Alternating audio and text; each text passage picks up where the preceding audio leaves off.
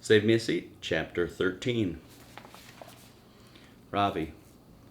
After my failure to impress Mrs. Beam with my Vedic math, and then the tripping episode, I can hardly wait for the morning to be over.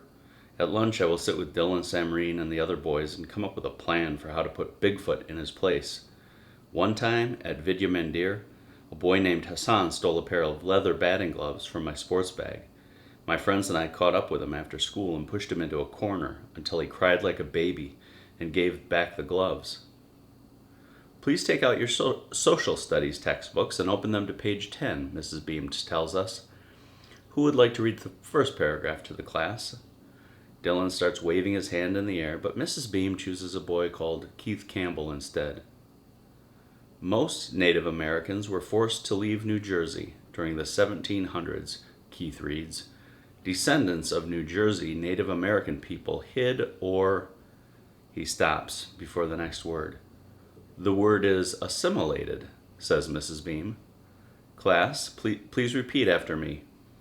We all say it together. Assimilated. Can anyone tell me what that word means? Mrs. Beam asks. Mine is the only hand that goes up. Yes, Ravi, says Mrs. Beam. I start to stand up but catch myself in time. I have been awarded another chance to impress Mrs. Beam, and I am not going to give her any reason to find fault with me. Assimilate, to consume and incorporate nutrients into the body after digestion, I say confidently. Mrs. Beam smiles, but she has that pity look again. I'm sorry, Ravi, she says. I'm afraid I couldn't understand you because of your accent. You're going to need to speak more slowly in class if you want to be understood. My face burns. Is there nothing I can do right?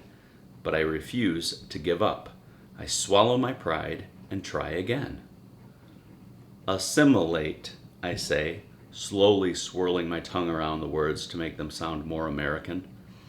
To consume and incorporate nutrients into the body after digestion. Thank you, Ravi, Mrs. Beam says, but the pity look is still there. In this context, however, the word assimilate means to try to fit in. Don't feel bad, it was a very good guess. A guess? Is that what she thinks? My answer was correct. I am 100% certain of that. I have a photographic memory. I can still see the definition from my 4th grade science notebook clearly in my mind. Mrs. Beam asks Keith Campbell to continue with his reading. Descendants of New Jersey Native American people hid or assimilated into white society. Very good, Keith, Mrs. Beam says when he has finished reading. Then she looks around the room. Who would like to read the next paragraph? How about you, Joe? Bigfoot practically falls out of his chair. No way, he blurts. Excuse me, says Mrs. Beam. Her eyebrows are twitching like electrified caterpillars. Mrs. Arun would never have allowed a student to speak to her that way.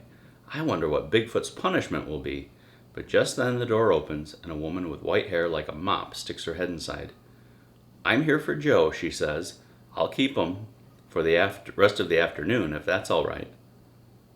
That will be fine, says Mrs. Beam. Oh, and did you get my note about our new student? I think he could use a little help. Could this mop top be Miss Frost, I wonder? I did get your message. If you want, I can take him right now, says Mop Top. The two of us can get acquainted, and if it seems like a formal assessment is in order, we can deal with the paperwork later. What is she talking about? Ravi, says Mrs. Beam, go with Miss Frost and Joe, please. I look up at the clock, 11:25. What about lunch, I ask. You can eat with Joe and me, says Miss Frost. Did you buy school lunch or bring it from home? From home, I say softly. I don't want to eat my lunch in the resource room with Mop Top and Bigfoot. I want to go to the lunchroom with my friend. Ravi, says Mrs. Beam, Miss Frost is here to help you. Please take your things and go with her. Hurry up now. I want to, 1, tell her I don't need help. 2, show her that she is the one who doesn't know the meaning of assimilation. 3, insult her hairy caterpillar eyebrows. But here's what I do instead. 1, sigh loudly. 2, put my things in my backpack. 3. Go and get my tiffin box. Chapter 14. Joe. Talk about perfect timing. I could kiss Miss Frost. Well, not really, but I am happy to see her. I'll keep Joe for the rest of the afternoon, she says. Fine by me. Mrs. Beam asks Miss Frost to bring Ravi along too. He seems kind of mad about it. I was mad too when I first started going to see Miss Frost. I didn't like the way kids looked at me when she came to get me out of class. Now I'm used to it. I like Miss Frost, and I like being in the resource room partly because it's quiet there, and partly because of the M&Ms.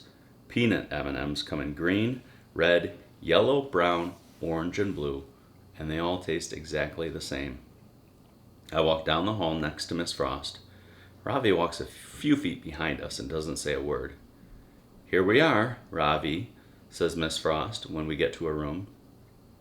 Miss Frost's voice sounds like a cartoon bird, chirpy and high. Her hair reminds me of those long strips of cloth they drag over your car when you go through the car wash. She holds the door open for us, but Ravi just stands there. Is something wrong, Ravi? Miss Frost asks. Ravi pushes up his glasses and rubs his nose. Then he puts his shoulders back and stands up really straight. My name is not Ravi, he says. It's pronounced Ravi. I'm not going to bother to tell you how to pronounce my surname because you'll never be able to say it right. Miss Frost looks surprised. I'm very sorry if I mispronounced your name, she says. I certainly didn't mean to offend you. I don't belong here, he says, pushing his glasses up again. I speak perfect English. I was at the top of my class in India. My IQ is 135. I don't need special help. I'm not like him. He points his finger at me.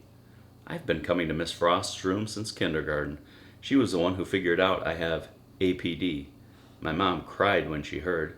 My dad just got mad. He thinks APD is made up. He says doctors do that all the time to make money. Have a seat, Joe, and I'll be right with you, Miss Frost tells me now.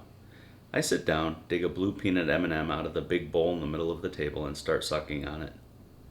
Ravi, Ravi. I say it to myself a few times until it starts to feel natural.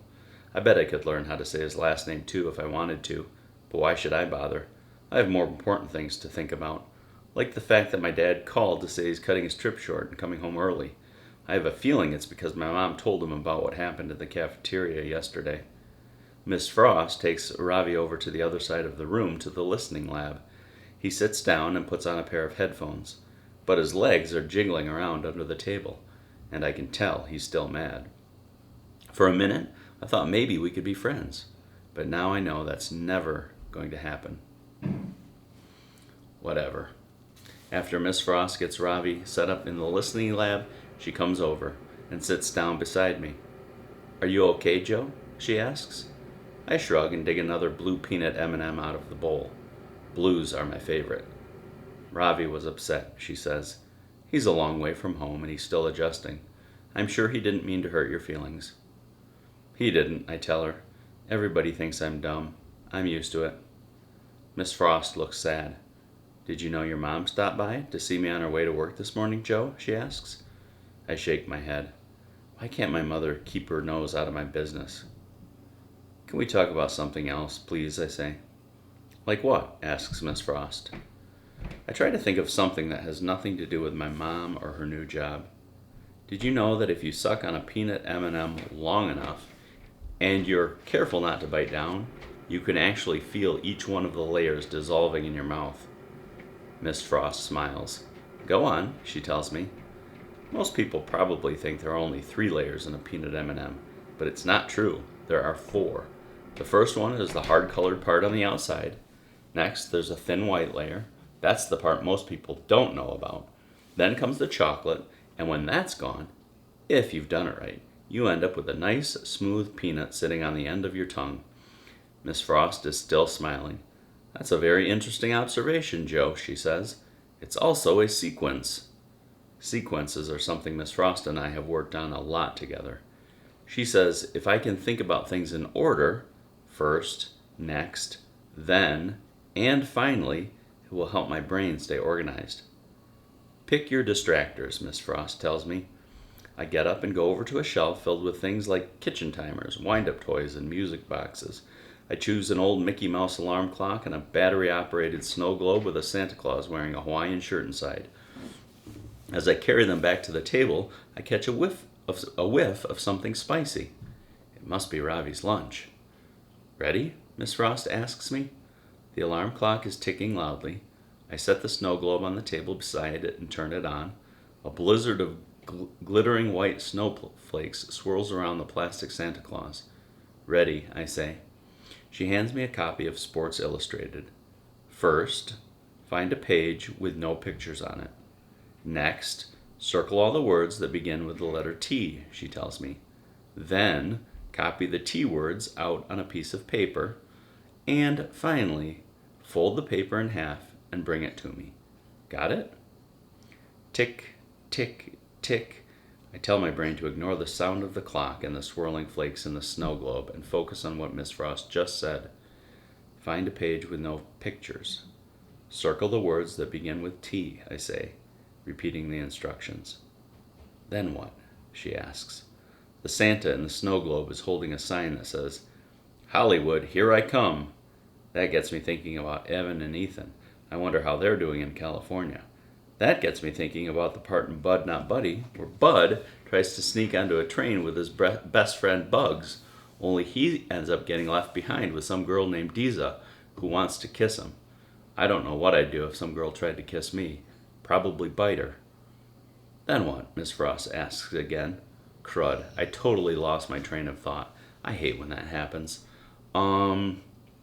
Focus, Joe, Miss Frost tells me.